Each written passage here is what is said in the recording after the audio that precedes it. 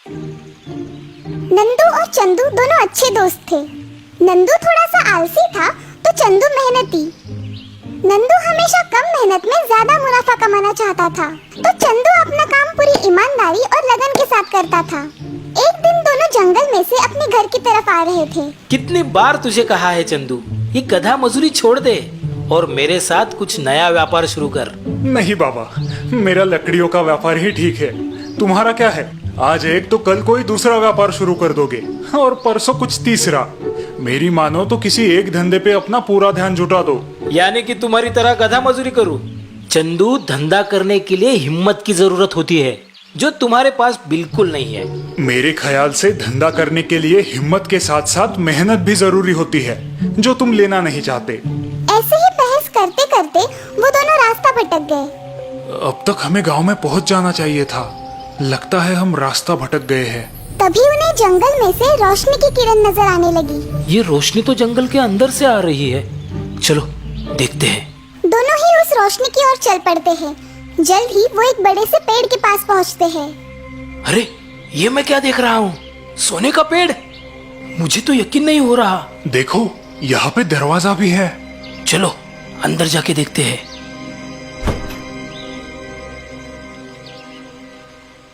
अरे दादाजी, आप कौन हैं और यहाँ पे ऐसे क्यों बैठे हैं? बेटा, मैं इस पेड़ का रखवाला हूँ। पिछले 1000 सालों से इस पेड़ की रक्षा करते आया हूँ। क्या तुम मुझे थोड़ा पानी लाके दे सकते हो? हाँ दादाजी, अभी लाया। यह तो बहुत बड़ा खजाना है। इस बूढ़े की अगर सेवा करूंगा तो शायद बदले में कुछ उपहार मिल जाएगा। दादाजी, मुझे भी तो कुछ काम बताइए, मैं भी आपकी सेवा करना चाहता हूँ। अगर ऐसा है तो मेरे पैर बहुत दर्द कर रहे हैं, जरा उनकी मालिश कर देना तो। नंदू दादाजी के पैर दबाने लगता है। दादाजी चंदू और नंदू दोनों की सेवा से खुश होकर उन्हें 2 पौधे दे देते हैं। वृक्ष ही इस धरती की असली संपत्ति है। तुम इन पौधों को अपने घर के आंगन में लगाना और इसकी अच्छे से सेवा करना। अब जाओ, अपने घर लौट जाओ। चंदू और नंदू दोनों ही अपने घर की तरफ बढ़ते हैं। नंदू को बूढ़े दादाजी पे बड़ा गुस्सा आता है। बूढ़ा घूसट, इतनी सेवा करवा के ली और बदले में क्या दिया? ये नन्हा सा पौधा? मैं तो कहता हूँ अभी वापस चलते हैं और उस पेड़ की कुछ टहनियाँ तोड़ के लाते हैं। पूरे जन्म भर की चिंता ही मिट जाएगी। नहीं नंदू, हमें ऐसा नहीं करना चाहिए। वे बुजुर्ग हैं, हमें उनका आदर करना चाहिए। अरे, तुम तो गधे के गधे ही रहोगे। मैं तो चला। नंदू उस पौधे को फेंक देता है और वापस उस पेड़ के पास आता है। उस पेड़ पर चढ़कर उसकी टहनियाँ तोड़ने लगता है। अरे, ये तो सूखी लकड़ी में बदल गई। अरे, ये क्या हो रहा है? ये लकड़ियाँ तो मेरे कुछ काम की नहीं। नंदू निराश होकर नीचे उतरता है। वो फिर उस जादुई दरवाजे के पास आता है और उसे खोलने की कोशिश करता है। अरे, अब इसे क्या हुआ? ये खुल क्यों नहीं रहा? ये क्या? ये तो बिजली का झटका दे रहा है। हे भगवान, ये क्या हाल हो गया मेरा? ये तुम्हारे लालच और बुरे कर्मों का ही फल है नंदू। मैं ही वो बूढ़ा आदमी हूँ जिसकी सेवा करने का ढोंग तुम कर रहे थे। तुम हमेशा ही पैसे कमाने का छोटा रास्ता ही अपनाते आए हो। जिस पौधे को तुमने फेंक दिया वो कोई मामूली पौधा नहीं था, वो एक जादुई पौधा था जो तुम्हारी हर इच्छा पूरी कर सकता था। लेकिन अपने दुर्भाग्य से तुमने अब वो मौका गवा दिया है। किस्मत हमेशा मेहनती लोगों का ही साथ देती है। अब जाओ, निकलो यहाँ से। पेड़ अदृश्य हो जाता है और नंदू अपने किस्मत पे रोता हुआ घर की तरफ निकलता है। कई वर्षों पहले एक राजा था जिसके राज्य में एक अनोखा सेब का पेड़ था। वो सबसे अलग इसलिए था क्योंकि उस पर सोने के सेब लगते थे। राजा का एक वफादार माली हर रोज उन सेबों को गिनता था और राजा को बताता था। लेकिन एक दिन अचानक एक सेब चोरी हो गया। माली से ये वार्ता सुनकर राजा क्रोधित हुआ। चोर को हम जरूर सजा देंगे। उस रात माली ने अपने बड़े बेटे को सेब की रखवाली करने के लिए रखा, लेकिन बीच रात में ही वो सो गया। दूसरे दिन सुबह फिर से एक सेब कम था। आज मैं अपने दूसरे बेटे को सुरक्षा के लिए रखूंगा। ठीक है। रात हो गई और मालिक का दूसरा लड़का भी सो गया। दूसरे दिन फिर से एक सेब कम था। अब मालिक के तीसरे और सबसे छोटे बेटे ने पहरेदारी की जिम्मेदारी ली। रात हो गई। मालिक का तीसरा बेटा अपने काम में लग गया। आओ सेब चोरो, अब आके दिखाओ। थोड़ी देर बाद जैसे ही गहरी रात हो गई, तभी अचानक कुछ पत्तों की आवाज आने लगी। उसने देखा कि एक सोने का पंछी सेब तोड़ने लगा। माली के बेटे ने बिना वक्त गवाए तुरंत निशाना लगाया और तीर चलाया, लेकिन उससे पंछी को कुछ नुकसान नहीं हुआ। सिर्फ एक सोने का पर उसकी पूंछ से गिरा और पंछी उड़ गया। सोने का पर सुबह राजा के सामने पेश किया गया और सभी मंत्रियों को राज दरबार में बुलाया गया। सबने देखा कि ये पर तो राजा की सभी संपत्ति से काफी कीमती था। इस एक पंख से मेरा क्या होगा? मुझे तो पूरा पंछी चाहिए। मेरे दरबार में ऐसा बहादुर कौन है जो मेरे सामने पंछी को पेश करे? मालिक का बड़ा बेटा आगे आया और उसने इसकी जिम्मेदारी उठाई। शाबाश। मालिक का बड़ा बेटा जंगल की ओर उस सोने के पंछी की तलाश में चल पड़ा। वो जंगल के रास्ते गुजर रहा था, तभी बीच में उसने एक लोमड़ी को देखा। उसे देखकर लड़के ने अपने तीर से उस पर निशाना लगाया। कृपा करके मुझे मत मारो, मैं तुम्हारे काम आ सकती हूँ। तुम उस सोने के पंछी की तलाश में निकले हो ना? हाँ। मेरी बात ध्यान से सुनो। तुम यहाँ से सीधे चलते चलते शाम तक एक गांव में पहुँचोगे, जहाँ तुम्हें एक बहुत बड़ी और खूबसूरत हवेली दिखाई पड़ेगी और उसके ठीक सामने एक झोपड़ी दिखाई देगी। तुम रात को ठहरने के लिए उस झोपड़ी को चुनना। माली का बेटा थोड़ी सोच में पड़ा। उसे लगा ये लोमड़ी की कोई चाल होगी, इसलिए उसने लोमड़ी पर तीर चलाया, लेकिन वो चूक गया और लोमड़ी वहां से भाग निकली। माली का बेटा अपने रास्ते चल पड़ा। आगे जाकर उसे महल और झोपड़ी दिखाई दी जो बिल्कुल लोमड़ी ने बताई वैसी ही थी। उसने देखा कि महल की तरफ लोग गा रहे थे, झूम रहे थे, बढ़िया खाना खा रहे थे। वहीं दूसरी तरफ गरीबी और उदासीनता नजर आ रही थी। ये देखकर उसने सोचा, अगर मैं इस झोपड़ी वाले घर की तरफ गया तो ये मेरी बहुत बड़ी बेवकूफ़ी होगी। इसीलिए वो महल की तरफ गया, जहाँ उसने खाया पिया और आराम किया। वो उस पंछी और अपने राज्य को भूल गया था। इसी बीच बहुत समय बीत गया, लेकिन बड़ा बेटा वापस नहीं आया। इसीलिए दूसरा बेटा कार्य के लिए चल पड़ा। उसका भी यही अंजाम हुआ। उसे लोमड़ी मिली। लोमड़ी ने उसे भी वही सलाह दी, लेकिन वो जब गांव में पहुंचा तब उसे उसके भाई ने महल की तरफ बुलाया और वो भी अपने भाई की तरह पंछी और राज्य को भूल गया। समय बीतता गया। अब सबसे छोटा बेटा भी सोने की पंछी की तलाश में चल पड़ा। मुझे जाने दो पिताजी। लेकिन माली अपने दो बेटों की तरह अब इस बेटे को भी नहीं खोना चाहता था। पिताजी, मैं वापस लौटूंगा, मेरा यकीन कीजिए, मुझे जाने दीजिए। ठीक है, लेकिन अपना ख्याल रखना। माली का छोटा बेटा जंगल की ओर चल पड़ा। रास्ते में उसे वही लोमड़ी मिली जो उसके भाइयों को मिली थी। उस लोमड़ी ने उसे भी वही सलाह दी। अगर तुम अपने मंजिल तक पहुंचना चाहते हो तो झोपड़ी में जाओ। अपनी सलाह के लिए शुक्रिया दोस्त। मेरी पूंछ पर बैठो, तुम जल्दी पहुंच जाओगे। जल्द ही वो गांव पहुंचे। छोटे बेटे ने उस झोपड़ी में ही रात बिताई। जब सुबह हुई तब लोमड़ी वापस आई। अब उसने और एक सलाह दी। अब सीधे आगे बढ़ना, तुम्हें एक किला दिखाई देगा जहाँ बहुत सारे सैनिक गहरी नींद में सोए रहेंगे।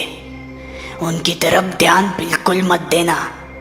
किले के अंदर जाना, वहाँ तुम्हें एक कमरा दिखाई देगा जहाँ सोने का पंछी एक लकड़ी के पिंजरे में बंद होगा। उसके ठीक सामने एक सोने का पिंजरा भी होगा, पर तुम उस पिंजरे को बदलने की कोशिश मत करना, वरना पछताओगे। लोमड़ी ने फिर एक बार अपनी पूंछ फैलाई और नौजवान लड़का उस पर सवार हो गया। दोनों किले के पास पहुंच गए। लड़का किले के अंदर गया, जहां उसे लोमड़ी ने कहा हुआ कमरा दिखाई दिया और वो सोने का पंछी भी। इस खूबसूरत पंछी को ऐसे लकड़ी के पिंजरे में रखना अच्छी बात नहीं है। जैसे ही लड़के ने पिंजरे को बदलने के लिए दरवाजा खोला पंछी चीखने लगा और उसकी आवाज से सैनिकों की नींद उड़ गई। उस लड़के को कैदी बनाया गया। दूसरे दिन सुबह उसे दरबार में पेश किया गया।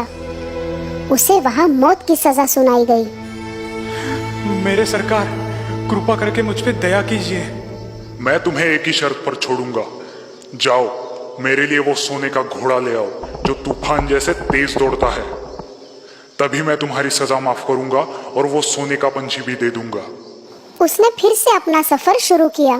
तब रास्ते में उसे उसकी दोस्त लोमड़ी मिली। तुमने देखा ना क्या हुआ मेरी सलाह ना मानने का नतीजा। तुम एक अच्छे लड़के हो, इसलिए उस सोने के घोड़े को ढूंढने में मैं तुम्हारी मदद करूंगी। तुम सीधे जाना, फिर तुम्हें एक किला नजर आएगा जहाँ वो घोड़ा अपने टेंट में खड़ा होगा। उसकी देखरेख करने वाला गहरी नींद में सो रहा होगा।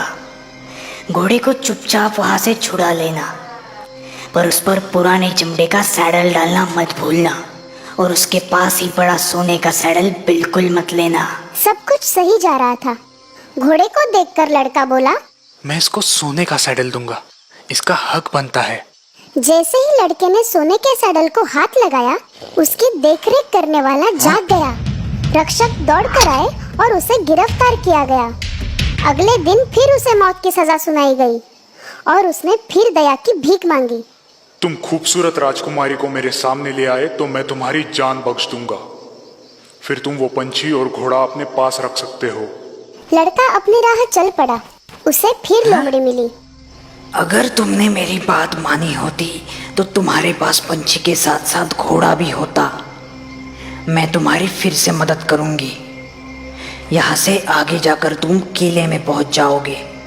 वहाँ तुम्हें राजकुमारी मिलेगी, उसके हाथ को थाम लेना। मध्य रात्रि को राजकुमारी नहाने जाती है, तब वो तुम्हें रास्ता बताएगी। पर ध्यान रहे, तुम उसे माँ बाप के पास विदाई देने मत जाने देना। लोमड़ी और लड़का किले के पास पहुंच गए। लोमड़ी ने जैसे कहा था, लड़के ने ठीक वैसे ही किया।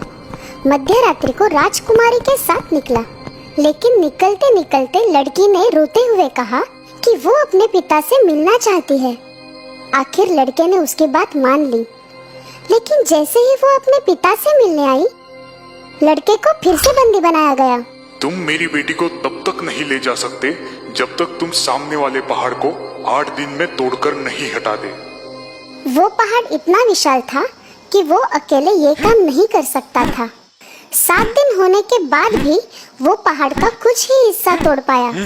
निराश होकर वो बैठा ही था, तभी अचानक उसकी दोस्त लोमड़ी वहां पर आ गई। तुम सो जाओ, मैं ये तुम्हारा काम कर देती हूँ। और सुबह होते ही पहाड़ गायब था। राजा ने खुश होकर उसे अपनी बेटी सौंप दी। नौजवान और राजकुमारी वहां से चल पड़े। रास्ते में उसकी मुलाकात फिर लोमड़ी से हुई। अब तुम तीनों को ले जा सकते हो, राजकुमारी, घोड़ा और पंछी भी। सच? पर कैसे? ध्यान से सुनो। तुम राजा के पास जाओ और उसे राजकुमारी दे दो, वो बहुत खुश होगा। फिर तुम घोड़े पर सवार होना और उनसे विदा लेना। राजकुमारी से आखिर में हाथ मिलाना और तभी झट से उस घोड़े पर बैठना और जितना तेज हो सके वहां से निकलना। उसके बाद दूसरे किले में जाना जहां पंछी है। मैं राजकुमारी के साथ बाहर रुकूंगी। तुम घोड़े को दयालु राजा को दिखाना, फिर वो पंछी को बाहर ले आएगा। उससे पंछी देखने के लिए मांगना। जैसे ही तुम्हारे हाथ में पंछी आएगा, तुम वहां से निकल जाना। जैसे लोमड़ी ने कहा, सब कुछ वैसे ही हुआ। तुम्हारा शुक्रिया मेरी प्यारी दोस्त। तुम्हारे बिना मैं कुछ नहीं कर पाता। बोलो, मैं तुम्हारे लिए क्या कर सकता हूँ? ऐसी बात है तो मुझे खत्म कर दो। क्या? मैं ऐसा नहीं कर सकता। तुम मेरी दोस्त हो। ठीक है, जैसी तुम्हारी मर्जी। लेकिन मैं तुम्हें एक सलाह देती हूँ। 2 बातों को हमेशा याद रखना। वापस लौटते वक्त किसी की भी मदद मत करना और फिरौती मत देना। और याद रहे, नदी के किनारे बिल्कुल मत बैठना। वो राजकुमारी के साथ सवारी करते हुए उस गांव में पहुंचा जहां उसके दोनों भाई थे। वहां 2 आदमियों को फांसी होने वाली थी। उसने देखा कि वो 2 आदमी उसके भाई थे जो अब चोर बन गए थे। रुको, मेरे सारे पैसे ले लो, पर मेरे भाइयों को छोड़ दो। अपने भाइयों को छुड़ाने के बाद वो सभी जंगल से जा रहे थे। तभी दोनों भाइयों ने नदी के किनारे बैठकर कुछ खाने की सोची। इसी दौरान छोटा भाई लोमड़ी की सलाह भूल गया और इससे पहले कि वो कुछ सोचता, उसके दोनों भाइयों ने उसे नदी में ढकेल दिया। फिर राजकुमारी, घोड़ा और पंछी के साथ वो अपने राज्य के राजा के पास पहुंच गए। महाराज की जय हो। महाराज, हम सोने के पंछी को ले आए हैं। हमने हमारी मेहनत से उसे जीता है। फिर शाही जश्न की तैयारी की गई, लेकिन इस बार घोड़े ने कुछ नहीं खाया, पंछी ने गाना नहीं गाया और राजकुमारी तो रोने लगी। छोटा बेटा नदी में गिर गया था, लेकिन किस्मत से नदी सूखी थी। लेकिन नदी का किनारा इतना सीधा था कि वो ऊपर नहीं आ पा रहा था। तभी उसकी दोस्त लोमड़ी फिर से वहां आ गई। अगर तुमने मेरी बात याद रखी होती तो आज ये हालत नहीं होती। फिर भी तुम मेरे दोस्त हो, मैं तुम्हें यहाँ नहीं छोड़ सकती, इसलिए मेरी पूंछ जल्दी से कस के पकड़ो। तुम्हारे भाइयों ने तुम्हारे लिए पहरेदार रखे हैं, वो तुम्हें देखते ही मार देंगे। फिर लड़के ने एक गरीब आदमी का वेश धारण किया और राजा के दरबार में पहुंच गया। जैसे ही घोड़े ने उसे देखा, उसने खाना शुरू किया, पंछी ने गाना शुरू किया, राजकुमारी ने रोना बंद किया। फिर वो राजा के पास गया और पूरी हकीकत बता दी। उन दोनों भाइयों को सजा दी गई और छोटे बेटे को राजकुमारी वापस मिल गई। जब राजा का देहांत हो गया, तब माली के छोटे लड़के को राज्य का राजा बनाया गया। कुछ दिन गुजर जाने के बाद एक दिन वो जंगल की ओर गया। वहाँ उसे उसकी दोस्त लोमड़ी मिली। उसने फिर लड़के से गुजारिश की कि वो उसे खत्म करे। मेरे प्यारे दोस्त, मुझ पर कृपा करो और मुझे खत्म करो, मुझे मुक्ति दिला दो। छोटे बेटे ने दुखी मन से हाँ कर दिया। जैसे ही लोमड़ी की मौत हुई, वो एक आदमी में बदल गई। वो आदमी और कोई नहीं बल्कि राजकुमारी का भाई था, जो पिछले कई सालों से गुम था।